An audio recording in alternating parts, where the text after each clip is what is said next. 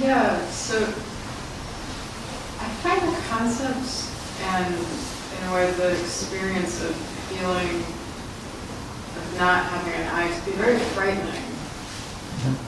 Could you speak to that of like how to understand it in a way that's not terrifying? Like, so not having an ego or yeah. So it seems like a very very frightening concept to me.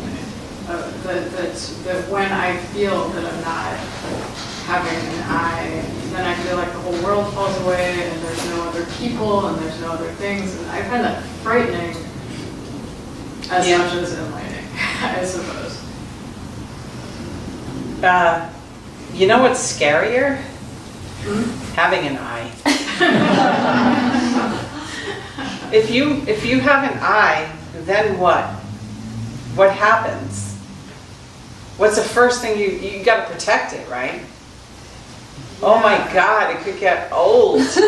I could get sick.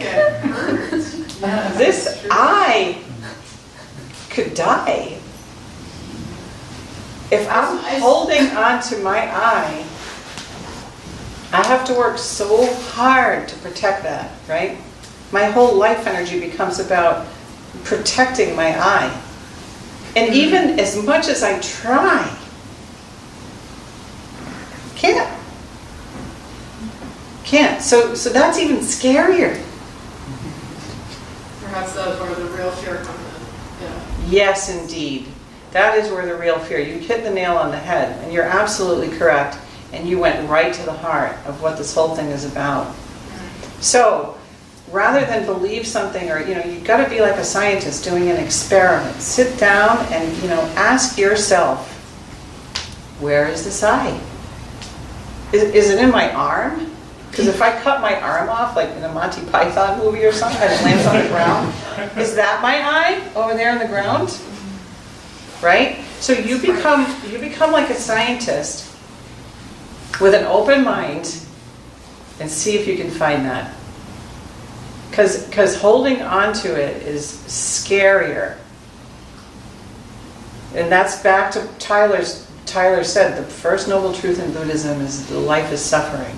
Where does that suffering come from? We make I, my, me, and we hold on to it for dear life, but we can't keep it. And so we suffer. Right? It's a very important point. That's what Buddha perceived. Like, his father tried to protect him from this stuff. They say that he kept him in the castle because this fortune teller said, he might end up he might not take over the kingdom, he might become a monk. And so his father wanted him to keep, this kingdom and this line and stuff. And so they only just had all these riches and good things and good food, and he never saw any suffering. And then one day he got out of these castle walls, and that's when he woke up and he was like, oh my God, he saw somebody being born. And it was a painful experience for the mother, and the baby was crying. He saw a lot of people that were sick. He saw people dying. At that time when you die, and even now in parts of Asia, like they burn your body and put it into the Ganges. He saw all that like in one day. He's like, oh my God. There's birth, sickness, old age, and death. And then he cut his hair and worked on that question for the rest of his life.